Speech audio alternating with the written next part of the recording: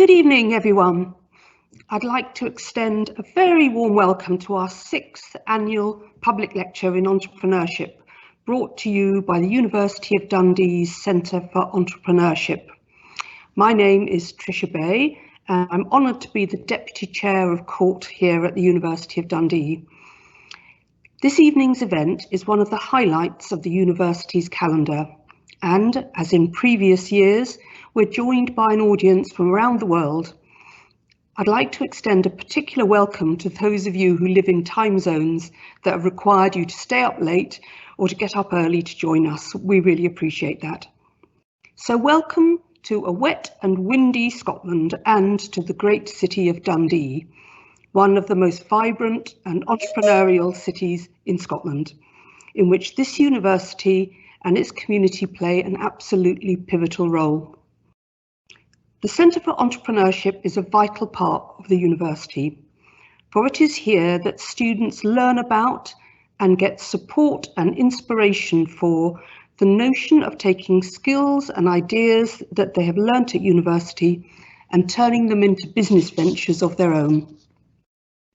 This week is Entrepreneurship Week, a week during which the Centre runs events designed to highlight its work and to give people the opportunity to learn more about the world of the entrepreneur. This evening's event is the highlight of the week and is an opportunity to hear about one person's own experience in taking such a set of ideas and developing them into a hugely successful business. I know it'll be a terrific session, and even though you may not have a personal ambition to set up your own venture, I'm sure you'll find inspiration in hearing Christopher's story and getting to know a little bit about him as a person. So before I hand over to our principal, who will introduce Christopher properly, I just want to cover a few housekeeping points. So firstly, this event is being recorded. So if you miss any of it, you can catch up later or share it with friends. You'll have a link emailed to you a little bit later on. Whilst we're live, captions can be switched on in Teams if you find that helpful, and instructions on how to do that will be appearing in the Q&A box. Now, Christopher will talk for about 40 minutes or so, and then we'll have time for questions. Now, please pop your questions and comments in the Q&A box as we go along. You don't need to wait until the end. And the principal will ask as many questions as we have time for. After our Q&A session, the evening will be closed by our Dean of our world-famous medical school, Professor Rory McCann, who will offer a vote of thanks on our behalf. So, without further ado, I'd like to introduce Professor Gillespie, who shares my great enthusiasm for entrepreneurship and the work of the Centre for Entrepreneurship, and who will make some introductory remarks. So Ian, I'll hand over to you. Thank you, Tricia. And well, welcome everyone from wherever you are. Tricia says it's a wet and windy Scotland. I want you all to remember that Dundee is the sunniest city in the UK. And we have wonderful weather here. We have a lot of it, and if you don't like it, don't worry, because it's going to change in 5 minutes. So it is a bit windy at the moment, but I'm in the tower block in the university, and so this is the bit that really feels the swaying of the wind.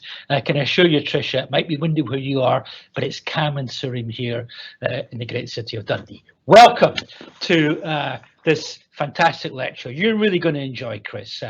I've already enjoyed very much talking to him in the preparatory conversations that we've had. This is the 6th of these annual lectures, the 6th of these entrepreneurship weeks that we run from the university, and I think they really do go from strength to strength. This is a university that is, well, it takes entrepreneurship really seriously. I hope, and we'll hear from Chris what he thinks, I hope that we create the conditions for entrepreneurship to flourish. And indeed, that entrepreneurship, when it leads through into business, I think this is a university with an incredible track record and an incredible pipeline of spin-outs, certainly top in Scotland and amongst the top 5 in the UK. If you ask me, I'd say number 2, only to Oxford. But this is a place that encourages people to take steps, be inventive, be entrepreneurial, make a difference, transform lives. That's what our motto is about. That's what our purpose is. That's what our strategy, past, present, and future is, transforming lives. And Chris has really transformed lives. Chris has, over a period of 7 or 8 years, gone from being a medical student, and Chris paused his medical studies. It's a long sabbatical, Chris, but you'll come back and complete. It'll be a very productive sabbatical. In that very productive sabbatical that Chris is on so far, he's launched some amazing products, really transformed remote patient monitoring, which is bringing great healthcare to people that don't have ready access to the metropolitan centres and the big hospitals.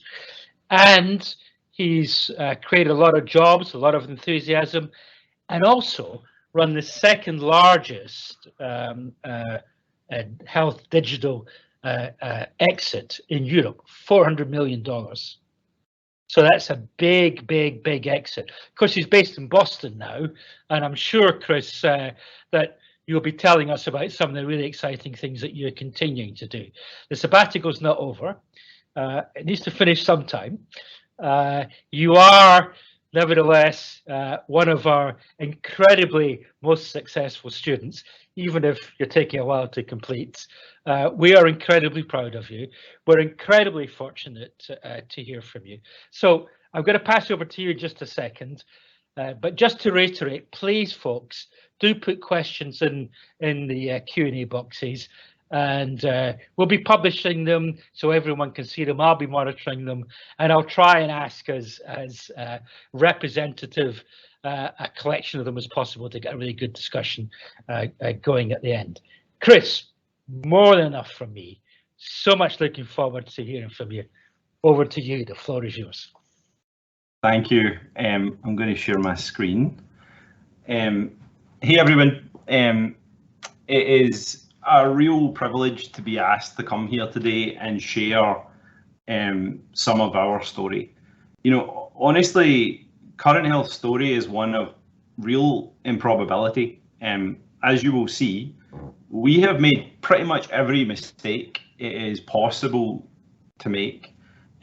We took on one of the most difficult markets that it's possible to take on, and we did so with basically no experience whatsoever. And yet today, you know, we are a global leader in how healthcare is delivered into the home. And what I hope you can take from this story is that if we can do it, literally anyone can do this. I want to start by setting a wee bit of context about who Current Health are and what we do, because it will inform the rest of the story. So very briefly, you know, Current Health, our goal is to help healthcare organisations to launch and then scale care at home programs. We believe that over the coming decade, the majority of healthcare will move out of bricks and mortar facilities, so hospitals, into the community, and we want to help healthcare organisations do that. We work with large health systems across the United Kingdom, the United States, large pharmaceutical companies. I'm not going to go into this slide, but I just put it, it's important context. So we manage about 30,000 patients. We're a global company. We have patients on 5 continents, although most of our day-to-day business is in both the United States and United Kingdom markets. We're about 180 people just now within the Current Health team, and that's roughly split evenly between the UK and the US. And we also have now got quite a big team across Europe as well. We're a highly regulated business. We work with American, British, European, and now some Asian regulators as well. So very complicated operating environment that we work in, and it has to be, you know, day to day we are involved in taking care of incredibly vulnerable patients in their own home. It is an incredibly special responsibility. So our business should be complicated because at the end of it there is a patient who we are trying to keep safe. Just to give you a very brief overview of the the kind of product components of what we do. So we have our own physical hardware for continuous monitoring of health in the home, but we're also entirely device agnostic, and we integrate devices from a wide range of other manufacturers. Our goal is to be able to provide our partners with one window into the home to understand how is a patient doing, when are they at risk, when does an intervention need to be delivered, but then also facilitate that intervention through in-home services, things like labs, diagnostics, meal delivery, through virtual communications. We're a technology, services and knowledge partner, so we do everything from, we have our own clinical team who will take clinical responsibility of patients, to logistics and in-home technical support, to helping operationally stand up and run care at home programs. So the point of all of this is just to give you context of what kind of business we are and what we've had to do over the last few years to try and create this. And obviously, as you just heard, in November, we were acquired by Best Buy. For those who don't know who Best Buy are, they're the largest specialty consumer electronics retailer in the United States. They're one of the largest organizations in the world. They're about 100,000 people, about $50 billion in revenue, and found out that their revenue is actually greater than the Scottish GDP, which was kind of cool. Now, when I announced this, most people thought it must be Chris's crazy accent. He can't just have said Best Buy. I'm going to come on to why it made sense for us later, and why we felt that this was something that we should do. But for now, I'm going to rewind, and I'm sorry for the crappy quality of some of these pictures, but I want to try and take you through the story of how we built this and some of the things that happened along the way. So this is my school. I grew up in Paisley. It's a post-industrial town on the west coast of Scotland. My school was pretty uninspiring, as you can see from this prison-like building, and I didn't super fit in. So I left pretty much as soon as I could and went to Strathclyde University to do computer science. Got a degree there, loved creating and building things. I've loved computers since I was really young, but I didn't want to work for an investment bank. It just didn't seem like the thing for me.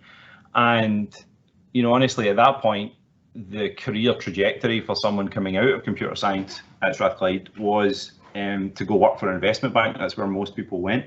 Starting a company just wasn't really a destination that people thought about then. So I came here to 9 Wells, to medical school.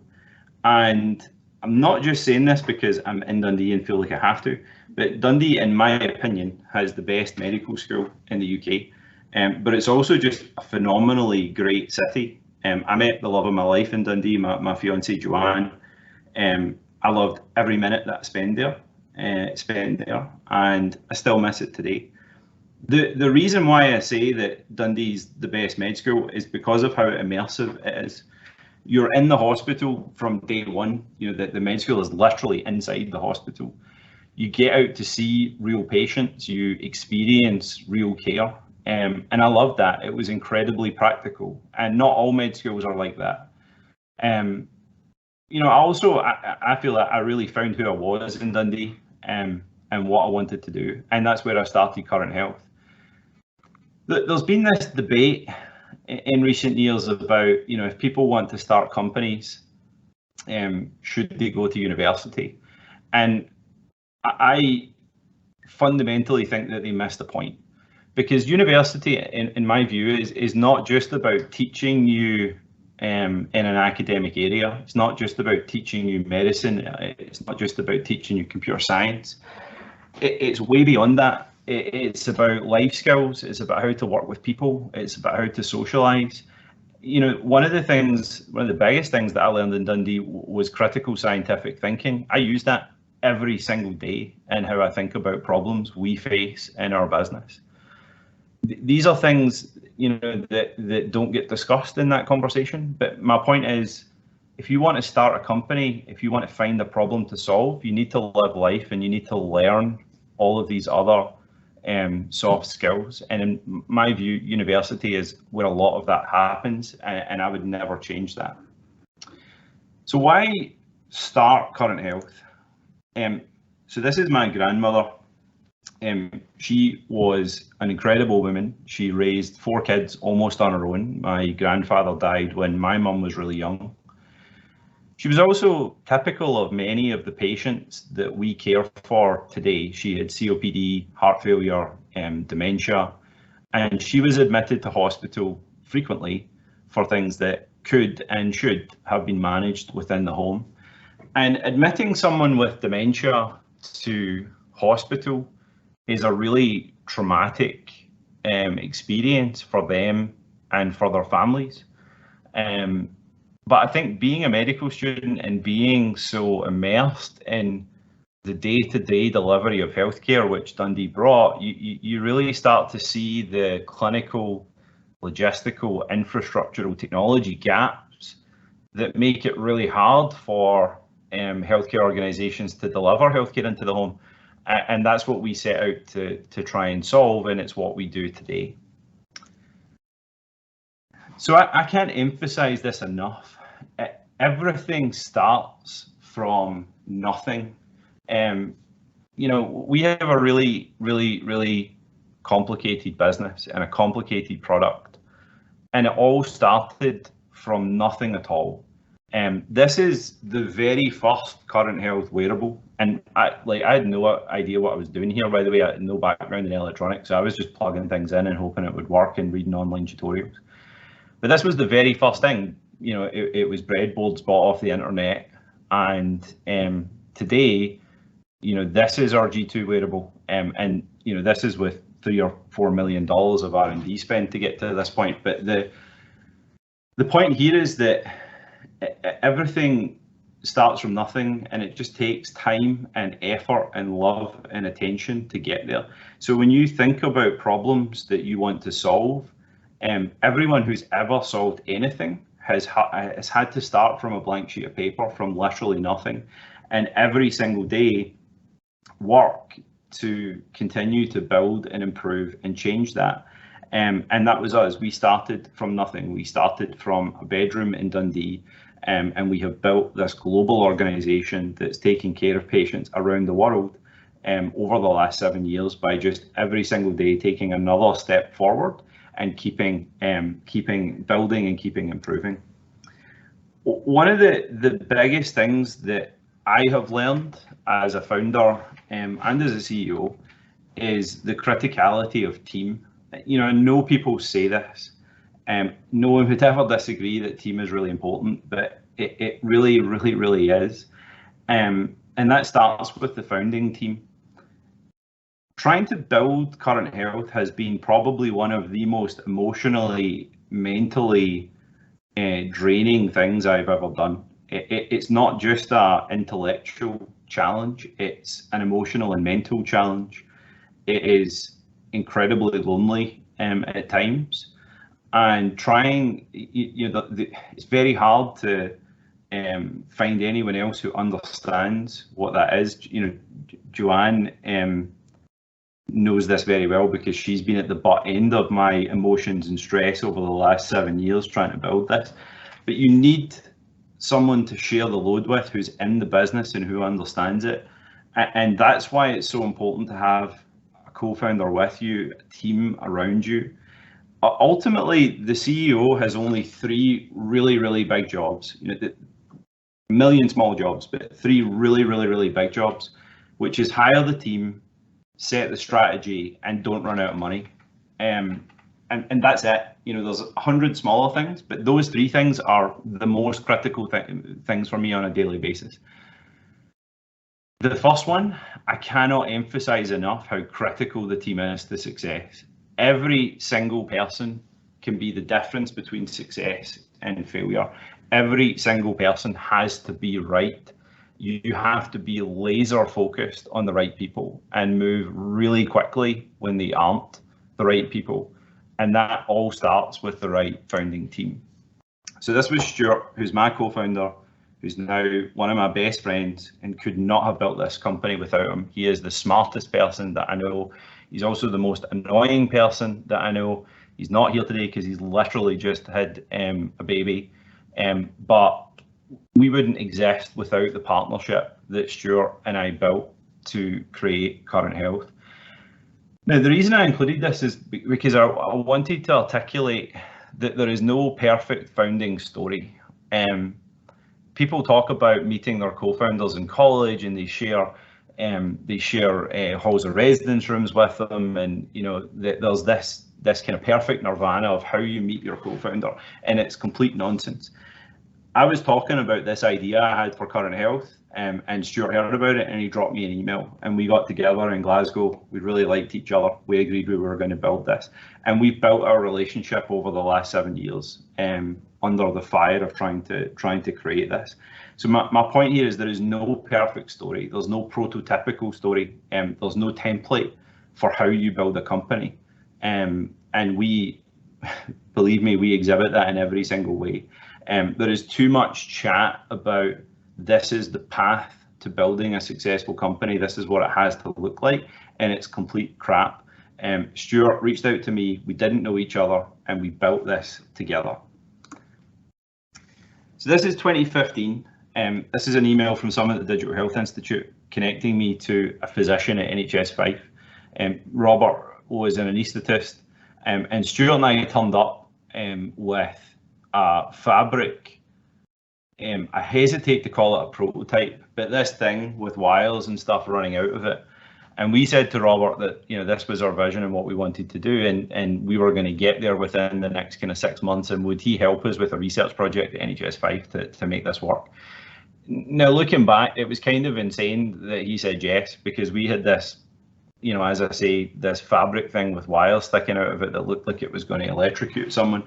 But this was the start of one of the most important lessons that I've had as a CEO, which is people don't actually buy where you are today. They buy you, and they buy where they believe you can get tomorrow. So there's a phrase, people buy people. It's really, really true. People, once you articulate the vision of where you're going, and if people believe that you can actually execute on that vision, they will go with you, even when you have nothing yet. And this was true here when we sat in that meeting room in Kirkcaldy with this horrendous looking fabric contraption saying, hey, we want to put this onto some of your patients, please. But Robert really embraced, and the team in NHS 5 really embraced what we were trying to achieve. And this was us in August 2016. This is Tom on the left here, who is our very first engineer, and on the right here where he's fallen asleep. And this picture on the left is like 2 in the morning. This is us trying to get our first prototypes together in our office in Edinburgh to put into a clinical study with NHS 5 in the coming days. And we had 3 months of cash left at this point. We had been funding ourselves through grants, through friends and family, through prizes, wherever we could beg, borrow and steal money. We did so to try and get this up and running, because ultimately at this point this isn't something that's really investable. This is an idea that we're just trying to get off the ground. So we are literally stealing money from anywhere we can. We had about 3 months of cash left. We're trying to get into our first clinical study, NHS 5. This picture in the middle is sitting in the car trying to figure out why our device would not connect to the wireless network at NHS 5. And then this one on the right is us trying to get it up and running, and Tom, who had been working like 20-odd days and nothing was working, finally passing out and saying, I need 5 minutes. So, at this point, we are quite some distance away from achieving what we wanted, and really just trying to push through. And at this point, what I learned is everything that can possibly go wrong will go wrong. This has been the lesson I've learned every single day. If it is possible for it to go wrong, it will absolutely go wrong. And it changes how you start to approach problems when you realize that. So this was the first day of our research study in NHS 5, and this is our G1 device, and the red light on it is not a positive sign. Just to be clear, the red light means it doesn't work. And all of our devices started failing, and we couldn't really work out why. And at this point, we had one firmware engineer who at this point, unfortunately, thinking that we were all good to go, was on holiday in Rome. So we picked up the phone and said, you have to get back here. We need to fix this. And our firmware engineer is on the way to the airport when his bag with his visa and his passport gets stolen, and he can't get back. And this, at this point, is mission critical. We can't raise money unless we get this solved, and we can't get our firmware engineer back. So we're literally mailing kit to our firmware engineer so he can try and fix this from a hostel in Rome. And my point of this is that, again, everything that can go wrong will go wrong, and the true determinant of whether you get past that is your resilience and tenacity, your willingness to do whatever it takes to get over that hurdle, because they will hit you. And now, sitting here, one of the things that I have learned is that the success of any company is not about the idea. It's not even necessarily about the execution of the idea. It is your resilience and tenacity to keep going in the face of every possible barrier that humanity, fate will throw at you. And you just have to keep going and never, ever, ever, ever give up, even when it feels like you are not going to make it. And I can tell you honestly, there were many, many times where I thought we weren't going to make it. There were many times, even in the last year, I thought we weren't going to make it. And here we are today. And this was a couple of months after that, when we signed. This is a picture of this is from our lawyer's office. This is us signing our first investment round with beautiful Edinburgh Castle. It was a really, really nice day. And this was us closing our investment round so that we could keep running the business at that point, because we got through that challenge, we solved it, and we were able to raise money off the back of getting that research study going and starting to show that we were making real progress with what our vision was. Now, I'm going to use this as an opportunity to say, please stop worrying about investment. Now, if I was in the shoes of some of the people in the audience, I would say this is crappy advice, especially because I'm sitting here after raising $80 million. And I know that there's going to be a bunch of people who are saying, but I need money to help build my company. The thing I'd like to say here is that investment is a product. It's about getting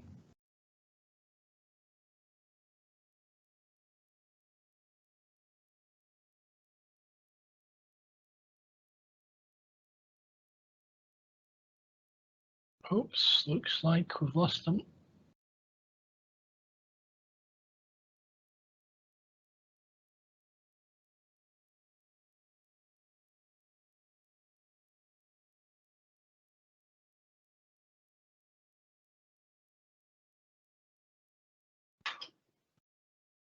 Hi, Chris. I think we seem to have lost you. If you could rejoin.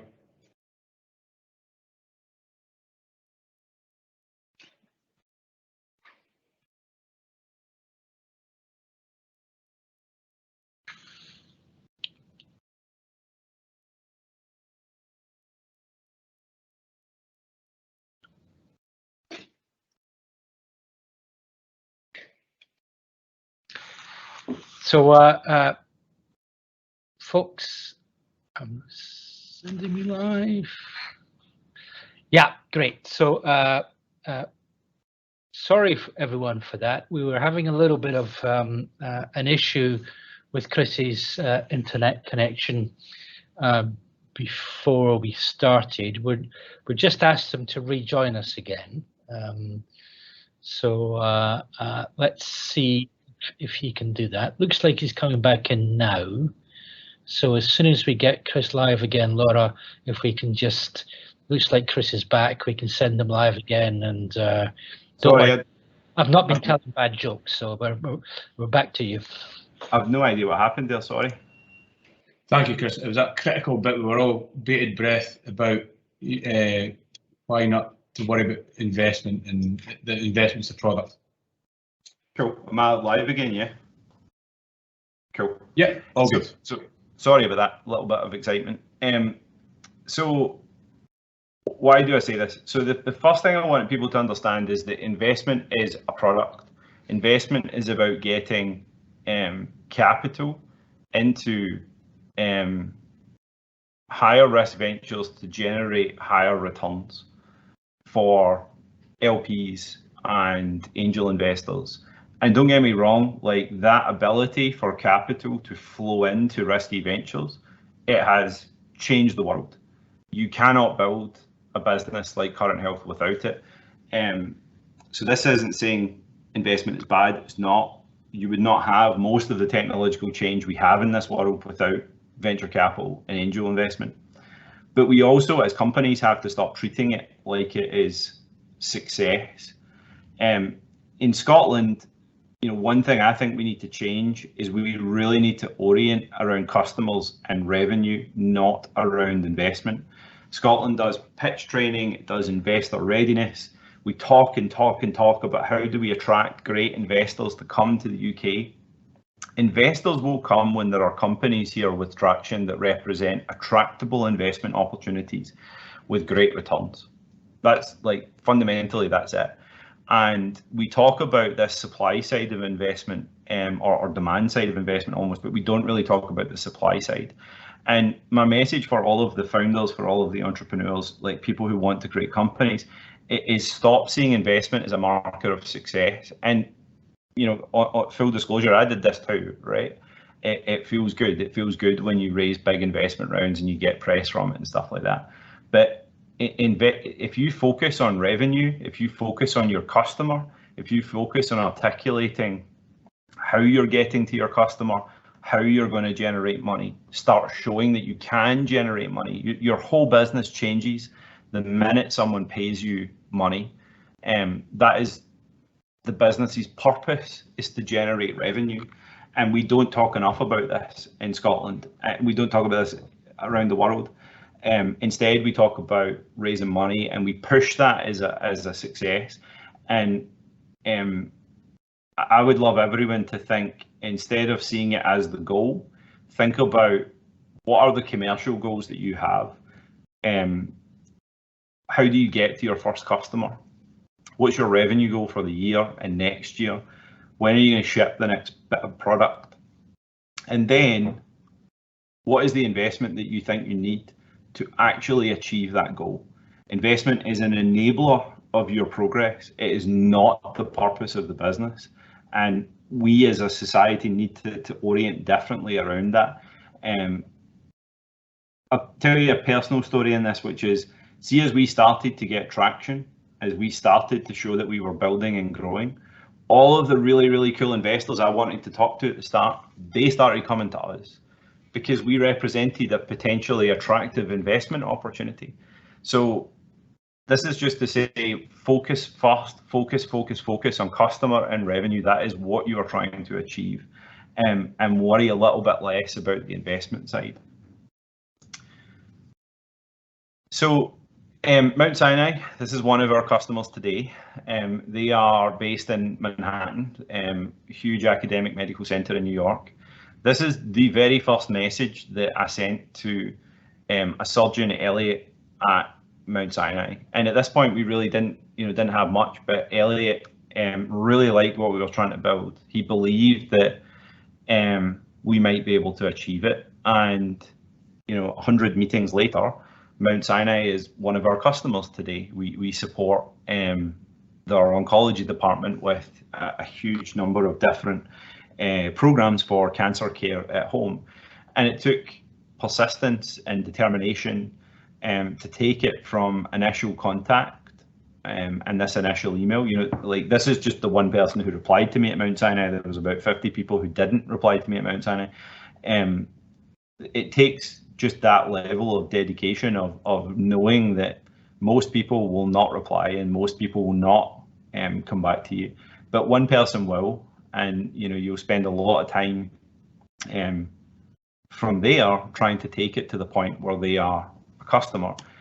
And the same is true with AstraZeneca. So AstraZeneca, one of our largest customers today, and this came from Emily, who reached out to us through our website and said she was interested in learning more. And I had a phone call with Emily from Louisville Airport in Kentucky a few years ago, and she asked us to come to Maryland and present to the team, and we did. And at that point, it was entirely speculative.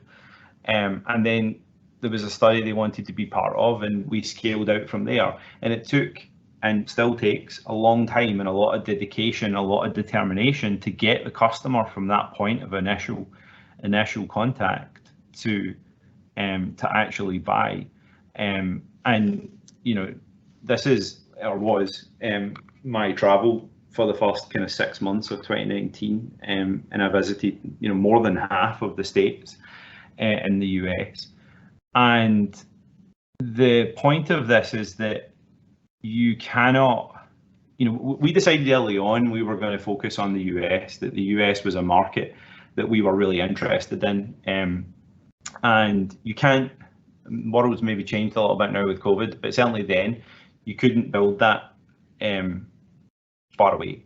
So I would sit in people's kitchen if they let me, like anywhere they would take me, I would meet them, to go and meet our customer, to understand what they wanted, to understand why they were interested in it. And I met hundreds of people before finally someone said yes. And this persistence is another thing that I've learned. Like, it's, you will get 1,000 no's before you get one yes. You will get every knockback it is possible to get, and then finally you will get a yes. And there's a certain amount of luck in that too. You know, luck is a big part of this, unfortunately. But if anything I've learned is that luck creates a circumstance. It's up to you to, like, take the circumstance and turn it into something. So everyone says, you know, luck is everything, and luck is, serendipity is, but you have to be capable of saying, cool, I have a really awesome circumstance here and I'm going to take it. And that is the difference, for me anyway, and one of the ways that we've built this company. So one of the people that chose to partner with us early on was Mayo Clinic. So for those who have not been to Minnesota in wintertime is an interesting place to visit. It is incredibly cold, incredibly snowy. It makes Boston look warm in the winter, and that's really saying something. But this was January 2018. We were trying to get up and running in our first piece of work with Mayo Clinic. Again, this is like 2-3 in the morning. Stuart has just flown in from the UK, had to come via Chicago and then drive from Chicago because there was a snowstorm, which at the time seemed sensible, and looking back now seems a little bit insane. And again, we just couldn't get things to work. This photo in the middle is us creating like a makeshift Faraday cage to try and understand why things weren't working and putting it together. But we got it together, we got it into Mayo Clinic, we made it work, again, just through persistence. And you know, again, recognizing that every crazy possible thing that can go wrong will go wrong. So this is our submission to the FDA in August of 2018. And the backstory here is this is actually our second submission to the FDA. We'd done one just before this. And I remember going out to Silver Springs in Maryland to meet the FDA. And honestly, I think my perception at the time was they looked at us like were we for real based on the first submission, and they rejected that first submission. Was not a great moment in our genesis. Again, we were running pretty low in cash at this point, and Stuart, myself, Edwin, who was helping us from a regulatory position, we rewrote this entire 510K from the ground up over a period of a couple of months. We redid a massive amount of testing based on the FDA's feedback. And in November 2018, which was one of the best days of my life, we got our FDA 510K clearance through. And again, like, we massively failed in the first part of this with the FDA, but we came back, we learned, we reapplied ourselves, and we got it done. And then this is December 2018 when we won our first customer. So this is the purchase order from Dartford and Gravesham NHS. They're an NHS trust down in Kent.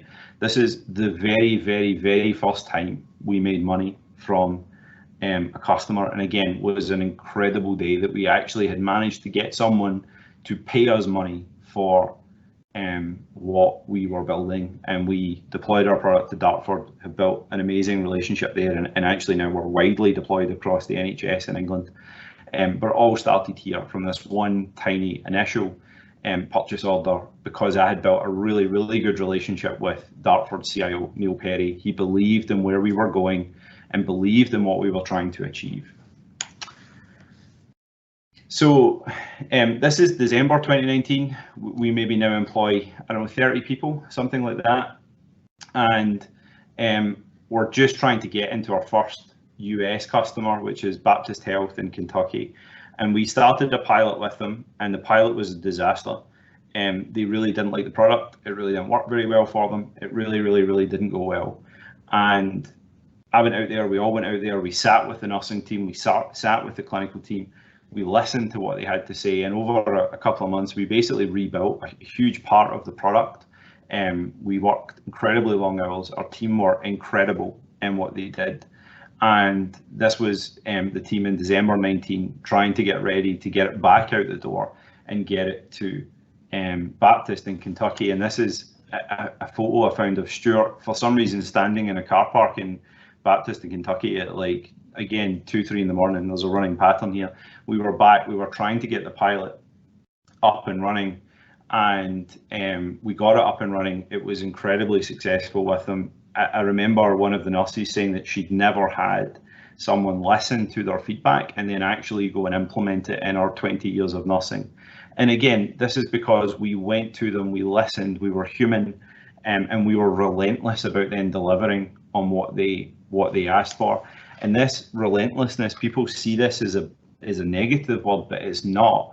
Building a company like this has taken relentlessness at every turn, never, ever, ever, ever giving up, and never accepting that we won't make it, not once, despite every obstacle that is thrown at us. And then we come to March of 2020, and this was a message that Stuart sent me about COVID. This was from early March. And the hilarious thing here is I replied to him and said, "You're talking nonsense, this COVID thing is going to go away." And as evidence of me continually getting things wrong running this organization. And he was completely right. COVID changed everything about our business. When we started in COVID, we were 30 people, couple of customers. By November 21, we were 150, 160 people and 50 customers. So COVID changed everything about our space, because suddenly there was an institutional imperative to deliver more care into the home, and our business changed overnight in every possible way. And this, I still remember this. This was the single largest deal I've individually done. It was for just under $8 million. I can't share who it's with, but this was at the height of COVID, and we were still this tiny company. And I still remember two things about it. I remember going to pick Joanne up from work, and I had just received a phone call telling me that we were being awarded this contract. And I remember shouting at the top of my voice in the car on my own, driving to pick Joanne up because we had won this contract. And then I remember phoning my chief operating officer after it and saying, "Listen, we're going to have to get like 10,000 of our G1s together for this client, and we're going to have to do it in COVID, and we need it in like 3 weeks." Cool. And Richard, who is amazing, and we would not have built the business without him, and the whole team that did this just threw themselves into it. And this was us getting, not just for that customer, but a whole bunch of other customers. We set up our own warehouses in Kirkcaldy. We still have those warehouses today. We still do almost all of our manufacturing in Scotland. Even today, everything that comes over to the US is done in Scotland. And this was our team putting it together, going into a massive container and getting it over to the US. And our business just kept growing from there. This was us raising our Series B, and this was our Series B term sheet. It says 35 million, we ended up raising $43 million, but just came off the growth, and all of that growth came from that constant execution and relentlessness.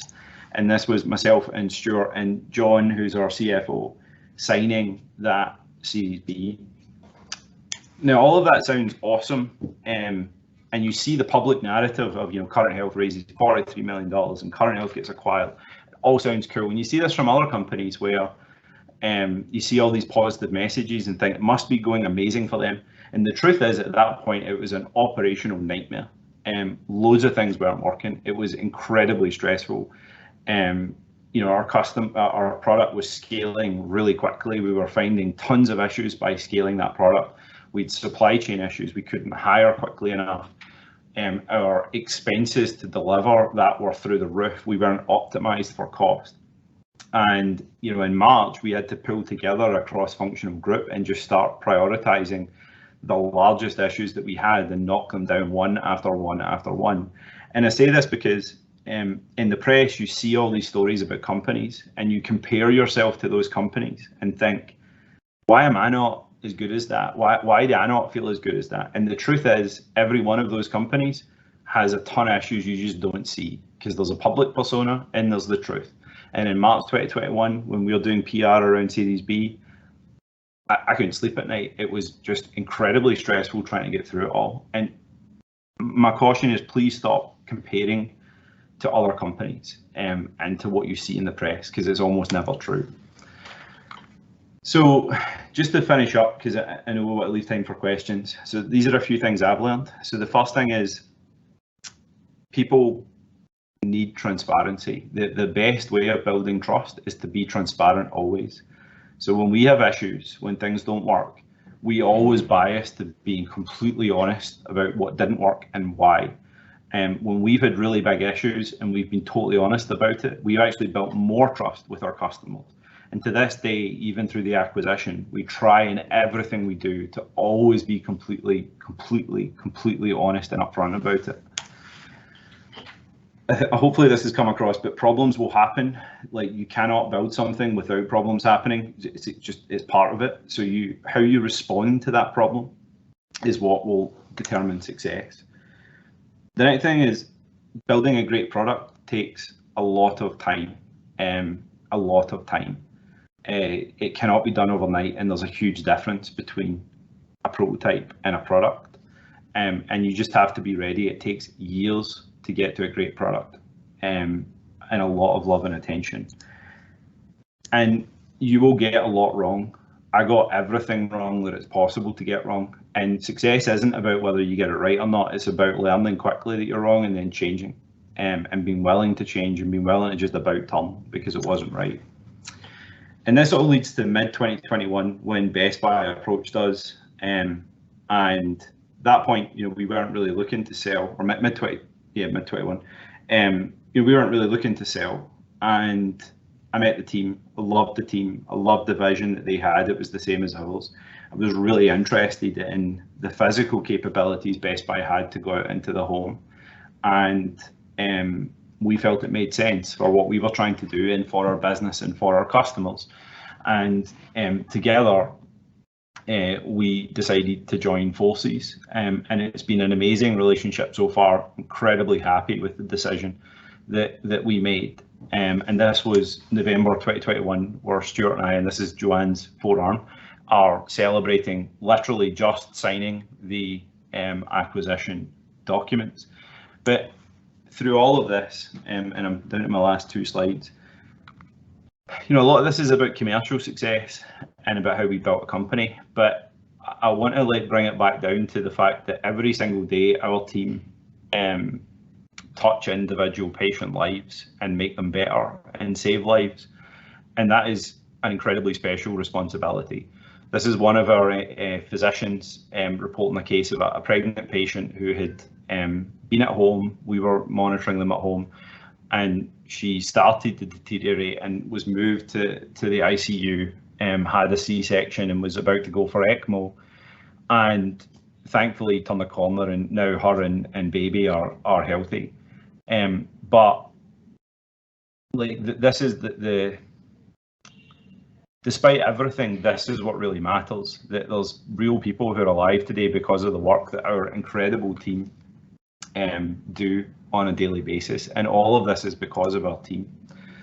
So I want to finish up with just 5 things. Brian asked me, like, what are 5 tips? So the first one is be super cautious about advice. Advice is given with context. So my experience is enterprise selling to health systems in America and the UK. I know nothing about basically anything other than that. So people come and give advice. There's a lot of people who give advice who I don't think should be giving advice in the first place, that they've not built companies, they've not been involved in building companies. But be really, really, really cautious about the advice that you take. The second one is focus on revenue and your customer. Everything else is noise. Everything else is not relevant. The revenue and the customer is what matters. The third thing is that, in my opinion, the three things that determine your success more than anything else are tenacity and desire to learn and resilience.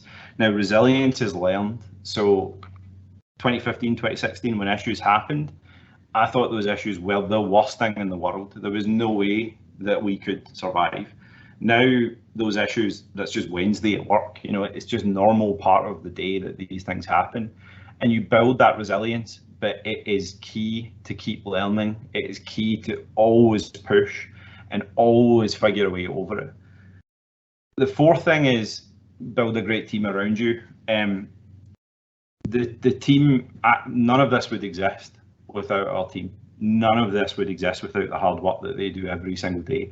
I am always the dumbest person in the room. Our team are incredible, and they have come and put lives on hold to try and create and build what we do. Equally, I want to say there's a tendency in Scotland to sometimes say that the founder shouldn't be the CEO, and I think this is an outrageously bad thing.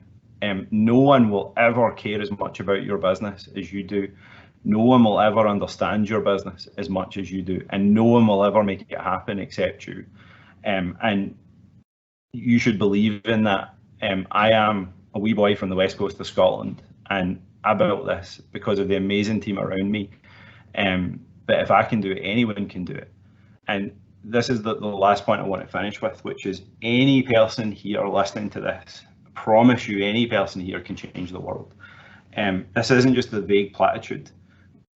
The probability that myself and Stuart could build and create what we have done is so low as to be close to zero. But here we are today. And if we can do it, I promise you, you can do it. Just go for it. So with all that, I know I went a wee bit over my time. Thank you very much. And I'm very happy to take any questions at all. Chris. Hey. Chris, what a masterclass, really. I can tell you, speaking entirely personally, I found that incredibly exhilarating and rewarding, and for me personally, very helpful.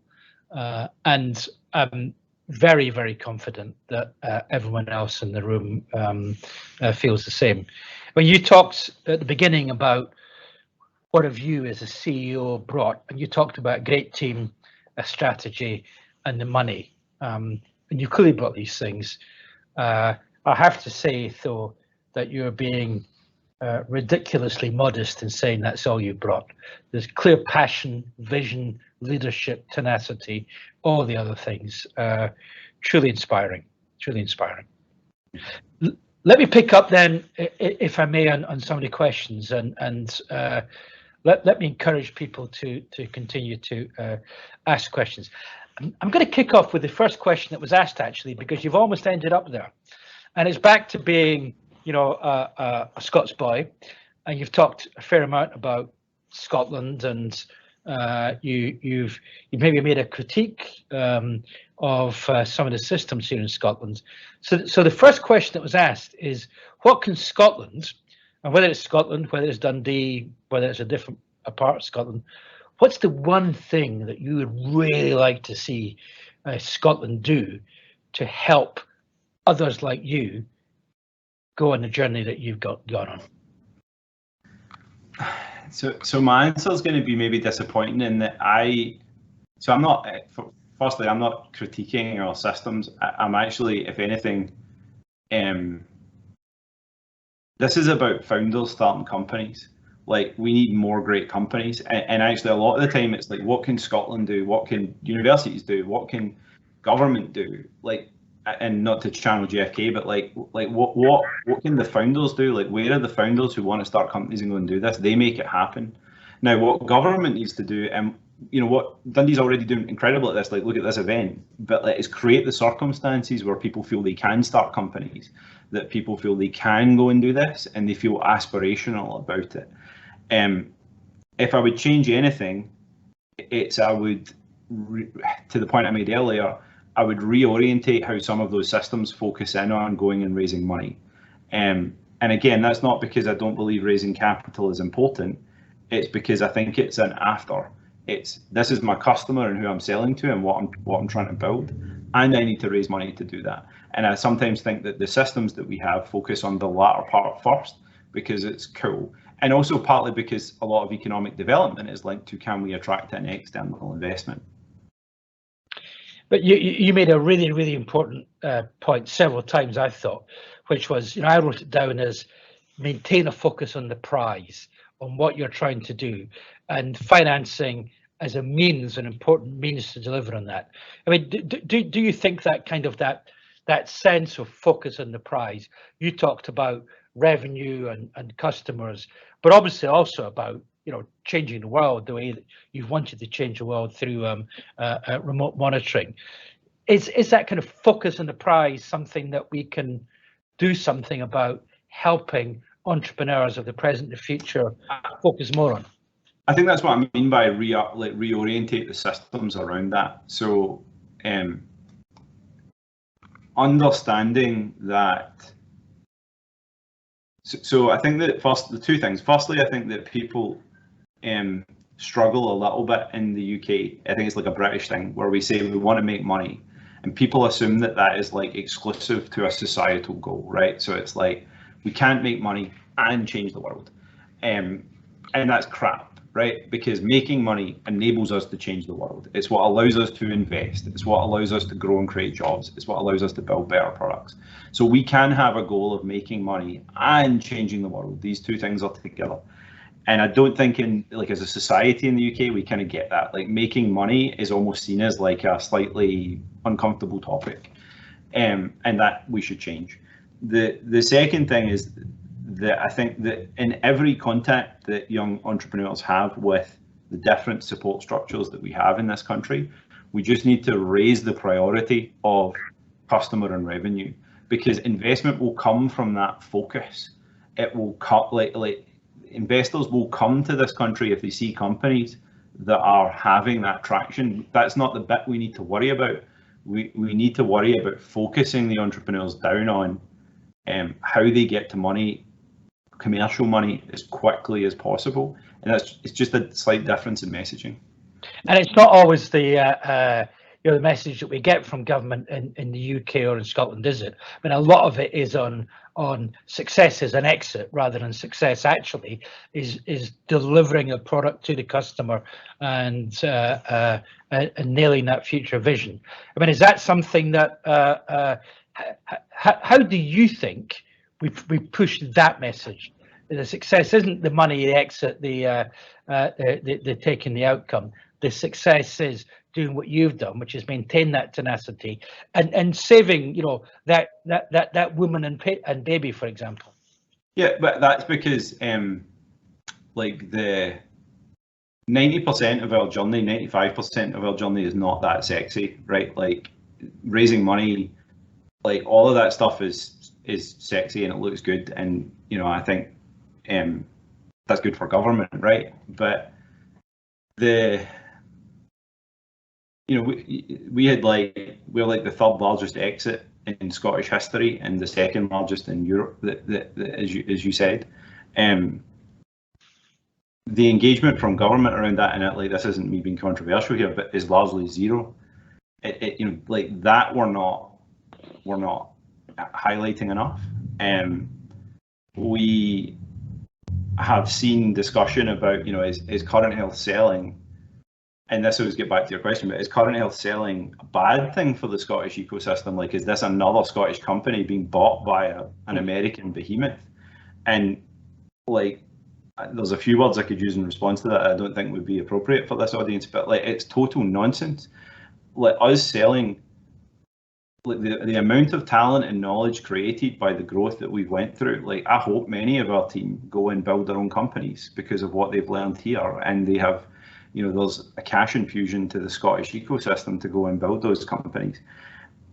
So to answer your question, like, we need to cherish these little successes that we have, and we also need to have people who are there, and you know, people like Mark Logan doing work is awesome because he brings a lot of that experience, but we need to have people that are there who understand and have built and done things, have created companies, and have them pushing that message as much as possible, rather than just focus on things that aren't actually linked to how companies are successful. So Chris, of course, the questions are coming thick and fast now as time moves on. So let me try and group some. There's quite a lot of questions around, you know, how did you have the courage, the tenacity, the confidence to keep going, to pause your medical studies, to keep going through adversity? And a number of colleagues have asked, you know, did you have a particular role model or a mentor in doing that? How did Chris McCann keep going and drive through? So, I think firstly, like, I had always been interested in creating a company. My uncle started a company when I was young, and my mum was an early employee there, and I guess I had the experience of growing up seeing that company grow, and I thought that was something I wanted to do. So I always had an aspiration that I wanted to build and create something, seeing it growing somewhere else. People say to me all the time, like, pausing med student or med school must have been a really big decision. At the time, honestly, it didn't seem that way. Now, that's a privileged statement for me to make. Like, the fact that I could pause it, the fact that I had the family support to do that, gave me that chance. I think my family might still not have forgiven me for pausing my med school studies, to be fair, but you know, I had the opportunity to do that, and many don't, and that is something that we need to change so that other people feel that they can go and do this and can take the chance and the risk. I think after that, it's partly personality. I am incredibly obsessive, so once we had decided that we were doing this, well, partly obsessive, partly competitive. Once we had decided we were doing this, nothing was going to stop us, and we were just going to keep going. And you know, even in the worst moments, we still managed to find a way through and keep going, and just never give up. And I think that's partly down to personality.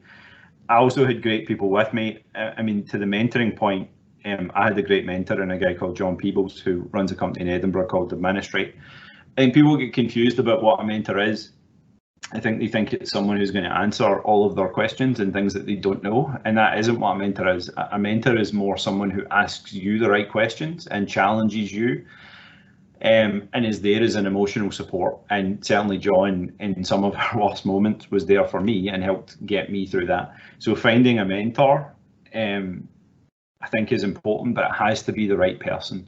And John worked for me because he was also aspirational about building a big company. He was an American. He had been in American healthcare, albeit now in Edinburgh, and that relationship worked really, really, really well. Great. So I'm going to try and sneak in two more questions if I can, Chris. You know, chairman's privilege to extend this a little bit, and I'm sure nobody's bored at all of listening to this discussion. So you've operated in the UK and a US healthcare market, and you know, some of us have looked at these markets, and at one level you couldn't think of two more different markets to operate in. You know, what's been your sense of well, is it fair to say that these are two incredibly different markets? I mean, I've heard a lot of what you've been talking about is person-to-person connection. Can you give us maybe some reflection on operating the two different systems? Yeah, and to be clear, that my answer here will be very specific to healthcare. But I think a lot of people assume that the American healthcare system and the British healthcare system are very different, and they are very different, but they do share similarities. So for the most part in the UK, the way an NHS hospital makes money is the same way that an American hospital makes money. It's more complicated because there's more payers, you know, there's more insurance companies rather than just central government, but they have very similar incentives and disincentives. They have similar penalties, albeit executed in a different way. I would also say that they have similar kind of macro issues of staffing and an understanding that healthcare is becoming more decentralised and moving more to the home. Actually, in my experience, the UK is more mature in terms of deploying care at home than the US is. And I think that's because there's greater alignment in the UK between the payer and the community interest, because payer is government. The US is more mature in some of its information systems, and that's because they've made greater investment in those than has happened in the UK. Both of them are relationship based. The UK is probably slightly more clinical relationship based than is true in America, but both of them are very relationship based. So if anything, I've found more similarities than dissimilarities. They do both need slightly different approaches. Like one of the greatest successes of Current Health is how much we've exported. I mean, we are a leader in the American market now. We are a recognised brand with health systems. We work with many of the top hospital systems, and people ask me all the time, how find it so hard to penetrate the US market, and it's a crappy answer, but the truth is we just went there and we just started talking to hospitals the way that any American company would do, and it was, I don't want to say it was as simple as that, but that is the truth. Like, there is no great science to it. It's go do what the Americans are doing to sell to their own local market. I think your map showed that very eloquently, actually, on your journey in the year. Okay, last question, and I'm going to cheat because it's two questions, which are two separate things, but I'm going to ask them at once. Could you give us a handle on patient response to the remote monitoring, and if you had your time again over the last 8 years, what would you do differently? So patient response has been amazing. I mean, I don't think it's surprising. Most patients, all of us would want to be cared for in our own home versus a hospital ward. So the patient response has been great. We've had patients who have been in hospital for 3 months, and we were the first way that we could get them home. We've had patients who are agoraphobic, who are terrified of getting into hospital and have really crappy chronic care issues as a result. And because now we can get care to them in the home, it's changed their outcomes over the long term. So the patient response has been great. What's more interesting to me actually is what the physician and nurse response has been. And actually it has surpassed my expectations as well. Now, COVID has helped here a little bit because it forced the health system to move more virtual. So it didn't really matter whether you were not interested in virtual care, you had no choice. Everything had to change. And I think that's helped many physicians and nurses realise that this can be done, and it can be done safely. Actually, in many of our hospital at home programs, we see patients are not just as safe at home, they're safer at home than they were in the hospital. But we've had nurses and doctors who have experienced massive crippling burnout, who have depression, who are disengaged with healthcare delivery, and suddenly they're able to help run these care at home programs, and it completely changes how they work, and it's changed their lives. So that impact on physician and nurse burnout is something I didn't expect, and has been really, really cool. So what would I do differently? So the funny thing is, when I was given the talk and I was talking about not worrying about investors, Joanne texted me, because she's listening in, and said, you spent most of it worrying about investors, so you're talking crap by saying that. And that's the answer. I would have spent most of my early days just focused on how do we build a product and how do we get that product to the customer, and not on all this other stuff around it. That's what I would do differently. Chris, well, I'm going to finish as I started. What an inspiring story. What an inspiring person. What an inspiring, I was going to say outcome, but you're clearly in the middle, or even at the beginning, of what you're trying to achieve. You've been so well. You talked about transparency and honesty, and you've been incredibly honest and transparent and generous with us today, and all of us, I know, will really have appreciated it. And you've gone to a very elegant thing. I can't resist it. I've got a prototype of one of your devices here. Here it is. I was going to wear it, but even I can't be that cheesy. By the way, if you're in Dundee, folks, there is a version of this in the V&A, but it's brilliant design, outstanding impact on patients and staff. And I can't think of anyone. My briefing says that you've got your award, but I've got it. So, Chris, it is my huge pleasure to award you. We're going to kind of pass it and you're going to pretend to take this wonderful award. You're going to have to come back to Dundee to get it. In recognition of your entrepreneurial efforts. University of Dundee's Entrepreneurial Recognition Awards 2022, Chris McCann. What a story. Thank you. Hey, thank you so much for that. And just to say, like, I wouldn't have done this without Dundee. None of this would happen without Dundee. So truly, this is like an emotional bookend to the last year to come back here, albeit virtually, to Dundee. So thank you for this. Thank you for inviting me. It's been a privilege to share our story. And thank you also for creating the circumstances with which we could create a company like Current Health in Dundee. You know, the med school allowed me to go away and do this when I didn't have to. So it's slightly emotional to come back here again. So thank you so much for your comments and for the award.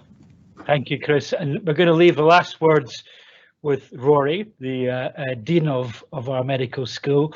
And you said it. It's, we think, best medical school in the UK, a leading medical school in the world. We've got many of our colleagues from the school that you know in the audience today. And we're already discussing that Rory taught you and I hope inspired you somewhat, and I know that you'll have inspired him. So Rory McCrimmon, Dean of Medicine, to close our session.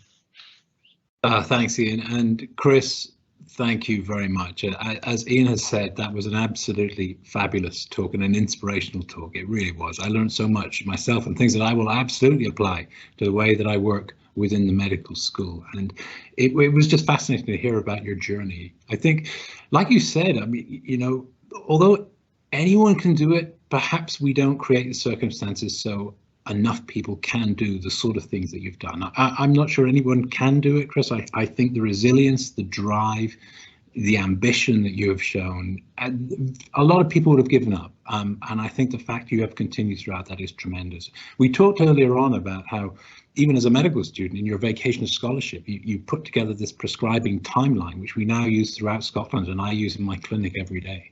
And you had the precedence, you had the idea about how we might do this at-home monitoring, and sure, it arose through personal circumstances, Chris, but like you said, I've been working throughout COVID and I'm a diabetologist, and I think nothing now of virtual clinics and continuous glucose monitoring, thinking I really don't need to be seeing people in this way. I can just do everything remotely and it's safe and people prefer it and it's better. And so the entire culture is changing, and you are years ahead of that, Chris, and I think that is hugely impressive. So I mean, again, I really don't, I think you've left, the messages are fabulous. What I'm going to say to you is that we will always be a medical school where you're a doctor from day one. We think that's absolutely critical. And we want also our students to be Dundee doctors, doctors that make a difference, people that make a difference, not just the doctors, the entire staff, students that leave, students who go off to do other things, people who want to make a difference. And I think that's what we want to equip people with, that sort of critical thinking, that drive, that ambition, that willingness to do something different, to think outside of the box, because that's the way success happens.